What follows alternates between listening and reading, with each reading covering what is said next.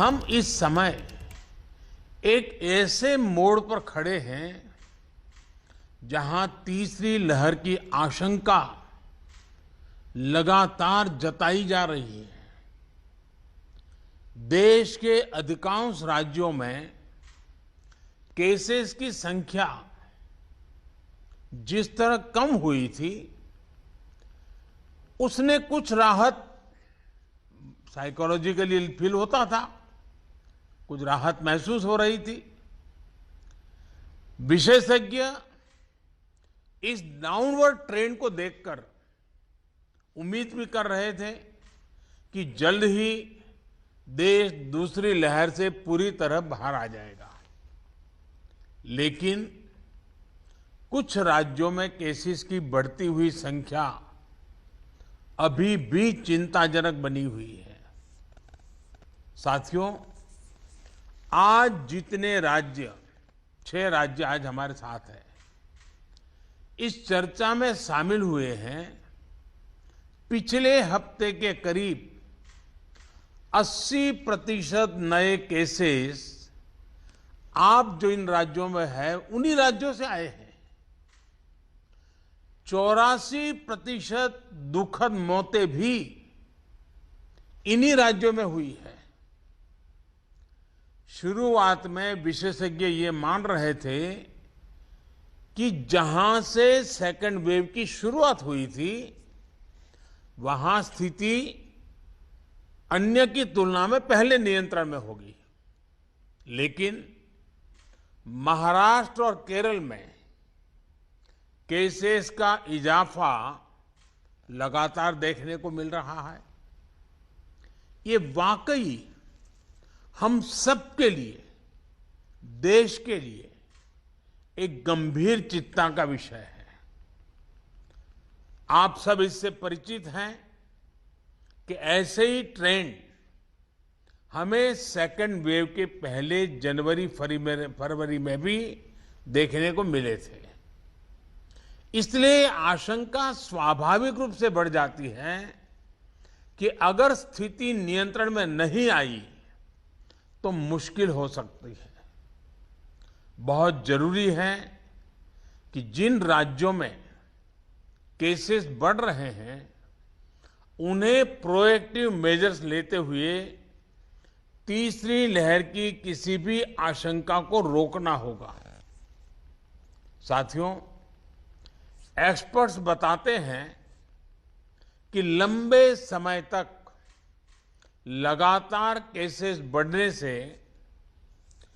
Corona के virus में mutation की आशंका बढ़ जाती है।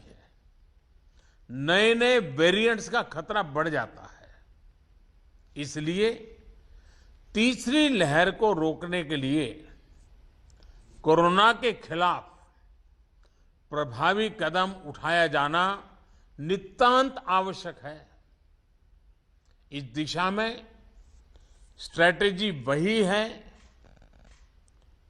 जो आप अपने राज्यों में अपना चुके हैं, पूरे देश ने उसको लागू किया हुआ है और उसका एक अनुभव भी हमें है, जो आपके लिए भी टेस्टेड एंड प्रूवन मेथड है।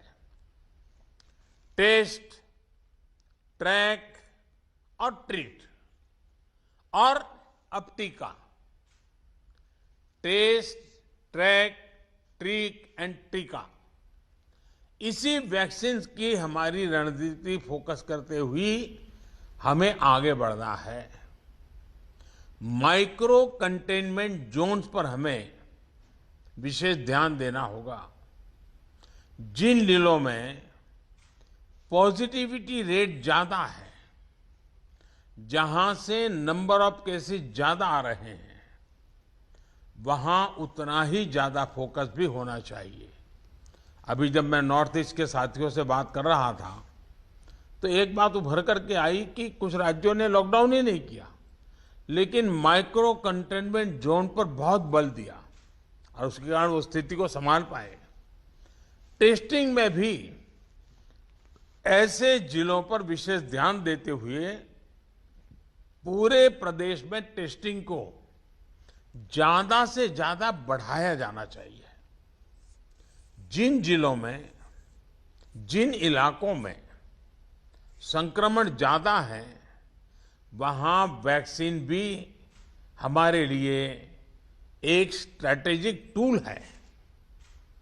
वैक्सीन के प्रभावी इस्तेमाल से कोरोना की वजह से उत्पन्न परेशानियों को कम किया जा सकता है। कई राज्य इस समय हमें जो विंडो मिली है उसका इस्तेमाल अपनी आरटी-पीसीआर टेस्टिंग कैपेसिटी बढ़ाने में भी कर रहे हैं। ये भी एक सराहनीय और जरूरी कदम है। ज्यादा से ज्यादा आरटी-पीसीआर टेस्टिंग वायरस को रोकने में काफी प्रभावी हो सकते हैं। साथियों, देश के सभी राज्यों को नए आईसीयू बेड्स बनाने, टेस्टिंग क्षमता बढ़ाने और दूसरी सभी जरूरतों के लिए फंड उपलब्ध करवाया जा रहा है। केंद्र सरकार ने हाल ही में 23,000 करोड़ 23,000 करोड़ रुपए से ज्यादा का इमरजेंसी कोविड रिस्पांस पैकेज भी जारी किया है।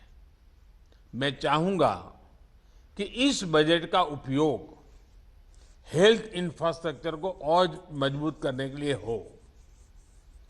जो भी इंफ्रास्ट्रक्चरल गैप्स राज्यों में हैं, उन्हें तेजी से भरा जाए। खासतौर पर ग्रामीण इलाकों, रूरल एरियाज, उस पर हमें ज्यादा मेहनत करने की जरूरत है। इसके साथ ही सभी राज्यों में आईटी सिस्टम्स, कंट्रोल रूम्स और कॉल सेंटर्स का नेटवर्क मजबूत करना भी उतना ही जरूरी है। इससे रिसोर्सेज के डेटा, उसकी जानकारी पारदर्शी तरीके से नागरिकों को मिल पाती है। इलाज के लिए मरीजों और परिजनों को इधर उधर भागना नहीं पड़ता। साथियों, मुझे बताया गया है कि आपके राज्यों में जो 332 पीएसए प्लांट्स एलोकेट किए गए हैं, उनमें से 53 कमीशन हो चुके हैं। मेरा सभी राज्यों से आग्रह है कि इन पीएसए ऑक्सीजन प्लांट्स को जल्द से जल्द पूरा करें।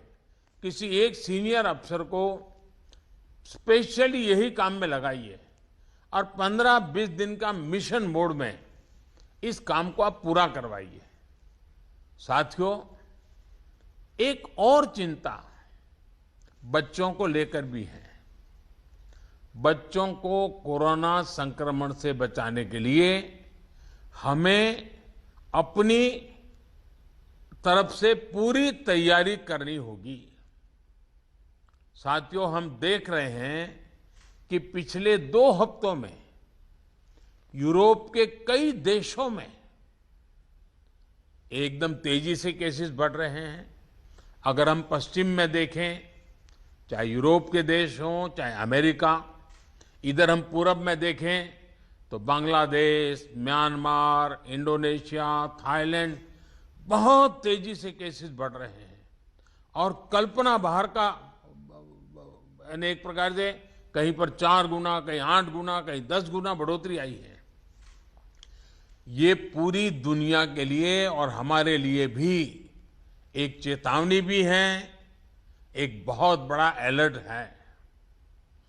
हमें लोगों को बार बार ये याद दिलाना है कि कोरोना हमारे बीच से गया नहीं है। हमारे यहां ज्यादातर जगहों में अनलॉक के बाद की जो तस्वीरें आ रही हैं, वो इस चिंता को और ज्यादा बढ़ाती हैं। इसका जिक्र मैंने अभी नॉर्थ ईस्ट के सब साथियों से बात कर रहा था, उस दिन भी किया था। मैं आज फिर से जोर देकर के इस बात को दोहराना चाहता हूं। आज जो राज्य हमारे साथ जुड़े हैं, इनमें तो कई बड़े मेट्रोपॉलिटन शहर हैं, बहुत सघन आबादी वाले हैं। हमें इसे भी ध्यान में रखना होगा। सार्वजनिक स्थलों पर भीड़ लगने से रोकने के लिए हमें सजग, सतर्क और सख्त होना पड़ेगा। सरकार के साथ साथ अन्य राजनीतिक दलों, सामाजिक संगठनों और एनजीओज को, सिविल सोसाइटी को साथ लेकर हमें लगातार लोगों को जागरूक करते रहना है। मुझे विश्वास है कि आप सबके व्यापक अनुभव इस दिशा में काफी काम आएंगे। आप सबने इस महत्वपूर्ण बैठक के लिए समय निकाला, इसके लिए आपका बहुत बहुत धन्यवाद। और जैसा आप सभी आदरणीय मुख्यमंत्री जी ने उल्लेख किया, मैं हर पल अवेलेबल हूं। हमारा संपर्क बना रहता है। आगे भी मैं हमेशा अवेलेबल रहूंगा, ताकि हम सब मिलकर के इस संकट से मानव जात को बचाने के इस अभियान में अपने अपने राज्यों को भी हम बचा सकें। मेरी आप सबको बहुत शुभकामनाएं हैं। बहुत बहुत धन्यवाद।